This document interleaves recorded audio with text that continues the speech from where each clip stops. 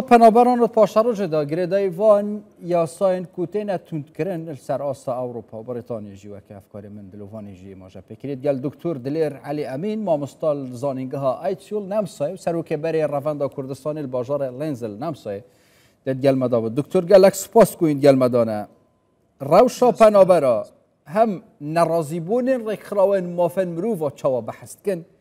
هم جی داخازین ولات و آلین سیاسی چاوت کن هشتا بینه تند کرن زیرتر بینه دیپورت کرن روشی بابن او پاراپستوی گوری که لەسەر حکوومەتەکانی ئێرە دروستبووە لە ساڵی 2015 و 16 دروستبووە لە کاتێکدا خەڵکانێکی زۆر بەرەو ئەوروپای داهاتن اینجا ئەوە هۆکاری گەورەی دروست کردە یەکێکیان لەسەر سیستەمی سۆسیالی ئەو وڵاتە کەوا لەبەر ئەوەی زۆربەی زۆری ئەو پەنابەرانە بۆ نمونە لەسەر سیستەمی سۆسیالی ئێرەدا دەژین سەپارەی حکوومەتی بۆ نمونە پارتەکانی هەتا ئەوانەی کەوا پشتیوانی مەسەلەی پەنابەرانیان دەکرد ئەوانەی کە کاتی خۆی ئەنگەلامەکە سەرگوزێرانی پێشوو پشتیوانی خەڵکی دەکرد ئەوان ئێستا دژی ئەو بوونەوە ئەوان ئەو ڕۆژەی لە لاپەڕی ڕسمی خۆیان گوتیان ئێمە زیاتر لە 740,000 کەسی یوکرانیمان هەیە لەسەر سیستەمی سۆسیال دەژی کەواتە دەبی ئەوانە کەم کرێنەوە اینجا مەسلەی بابرێن ئەوانەی کە 2015 و 16 ژمارەیەکی کچار زۆری خەڵکی سووریا ئێستا هاتن اینجا لە پاشان خەڵکی عێراق و بابرێن پاکستان ئەفغانستان ببوورە ئەوانە زەختێکی زۆری لەسەر چەند بوارێکی دروست کرێت لە بواری بۆ نمونە ئیکۆنۆمیدا کەوا ئەمانە ئیشی ڕەش دەکەن کێشە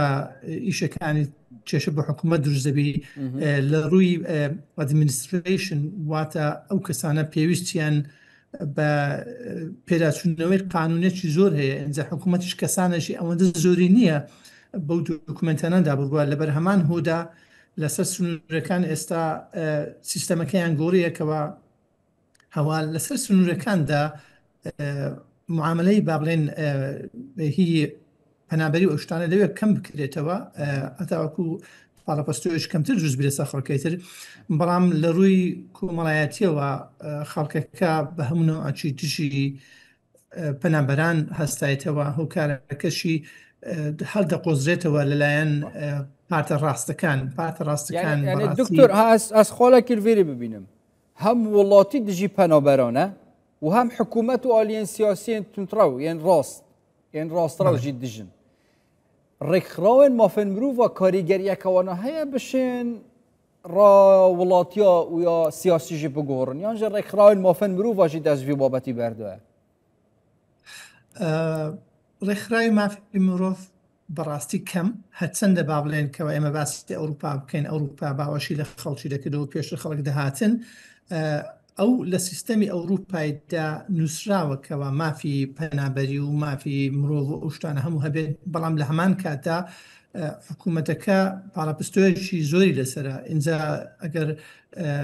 هەتاوەکو خەڵکەکەش ڕازیبی بەڕاستی ئاخر کۆتایی شتەکان هەمووی هەڵبژاردنە چێ دەنگەشی زیاتر بەرز بێنێ حکوومەتی دەست دەبێ اینجا لەبەر هەمان هۆ پارتە سۆسیال دیموکرات پارتە کریستیانەکان و پارتە سۆسیال دیموکراتەکانیش سەبر بەرەو لای ڕاستەکان دەڕۆن هەتا خەڵکەکانی کە دەنجیان بە ڕاستەکاندا دەنگ بەوان بدەن یعنی حکوومەت لە ڕووی خۆیەوە هەوڵ دەدا بابرێن لە ڕووی قانونیەوە ئەو شتانە کەم بکاتەوە دڵی خەڵکی ڕازی بکاتن پارتی تر هەیە با بڵێن هەندێک لە پارت چەپەکان بەڕاستی بەتەوە پشتیوانی تەواوی پەنابەران دەکەن پارتی سەوزەکان لە هەموو وڵاتەکان پشتیوانی دەکەن بەڵام تەسیریان دەبی بەڕاستی بەجێرەی ژمارەی ئەندام پەرلەمانەکانیان لە حکوومەتەکاندا تەنها ئەوەندەیە بەس بەداخەوە خراپە باشە خەلک چت بێژن ئەو دە چاوا داخوازە مافێن خۆ بکەن یان ژی زیرەتر ئەس بەحسا چاوانیە بکارانینە پەنابەران وەکی کارتێکت دەستی وڵاتین ئەوروپایدا بکەن بوو چیزی بەرسڤ نایەتەدان وڵاتی هەیە ئەڤە چەند ساڵ لەوێرەیە الهیڤیا بەرسڤەیە کادێ وەکی پەنابەر یعنی مەبەستا من دێ ببتە وڵاتیەوی وڵاتیان ژی دێتە دیپۆرتکردن بۆچی ئەف بابەتێ بەرسڤدانێت تێتە گیرروکردن تەخیر دەبێت مەسلەی مەبەست ئەوانەی کە چەندها ساڵە لێرەنە و مافی بالضبط مەبەستم ئەوەیە وڵاتیەکی عێراقیە سووریە هەتا کوردی خۆمانەیە لە وڵاتێکی ئەوروپا ژیاوە چەندین ساڵە چاوەڕێی وڵامە وڵامی نادرێتەوە نەدەتوانی ئیش بکە نەدەتوانی بە شێوەیەکی یاسایی ئاسایی خانوویەک شوقەیەک بۆ خۆی بەکرێ بگرێت دوای چەندین ساڵ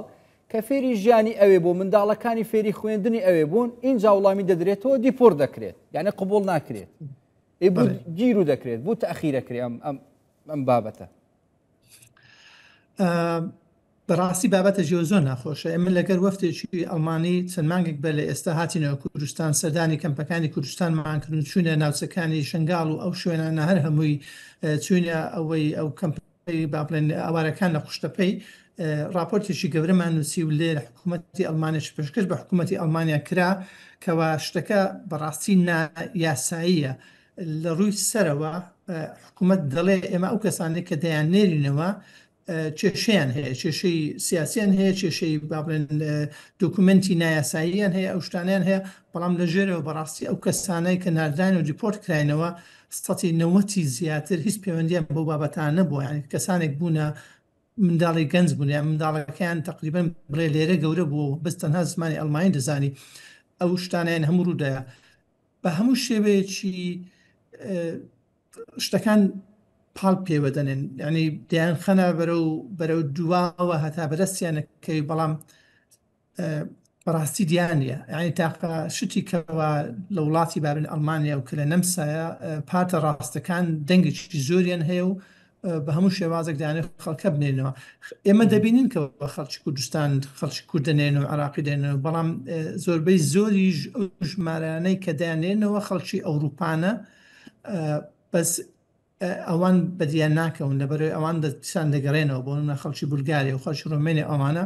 دانێنەوە دیسان دێنەوە بەڵام بە کوردەکەی خۆمان کە دایانێنەوە یاخود عراقی هەتا 15 ساڵان ناتوانانی سەردانی ئەو وڵاتە بکاتەوە ئەگەر مافیشی هەبێتن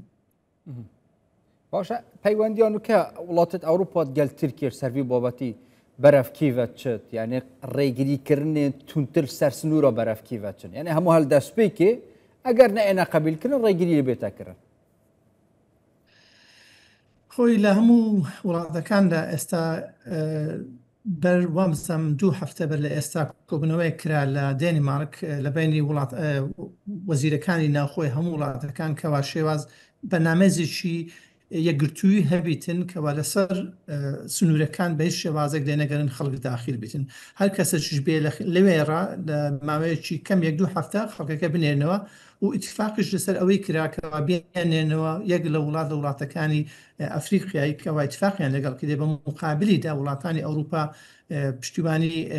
ئیکۆنۆمیان دەکەن دەوێندەرێ لە ڕووی اقتصادیدا پشتیوانیان دەکەن لێرەش با بڵێن دکە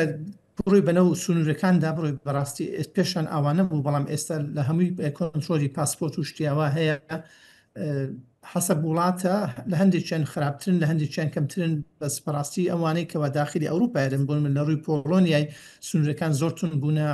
یان لە ڕووی بەڕەو لە ئیتالێ بڕم لە بین نێوان ئەڵمانیا و ئەوانە تۆزە کەمترن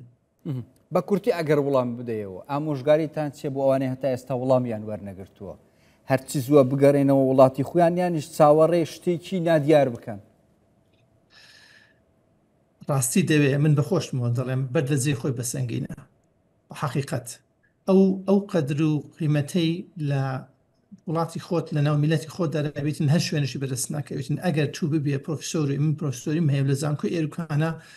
باوەڕت هەبی لە کوردستاندا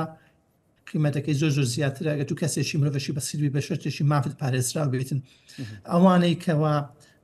مافیان نیە بەڕاستی ئەگە بیانەوە لێرە بمێنێنەوە دەبی پەیوەندیشی بە توانیان هەبی دەبی پارێکی زۆر لە مەحامی ئەوانە سەرفکەن و پەیوەندی بە نمونە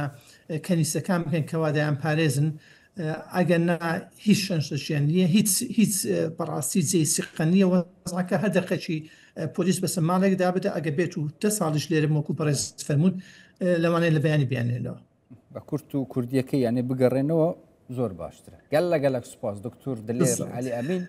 مامۆستا زانکەها ئایچول نەمسای سەرۆکەبەری ڕەڤەندە کوردستانی باژارە لێنسل نەمسا هین گەلمەدا بوو گەلک سوپاس بۆ دکتۆر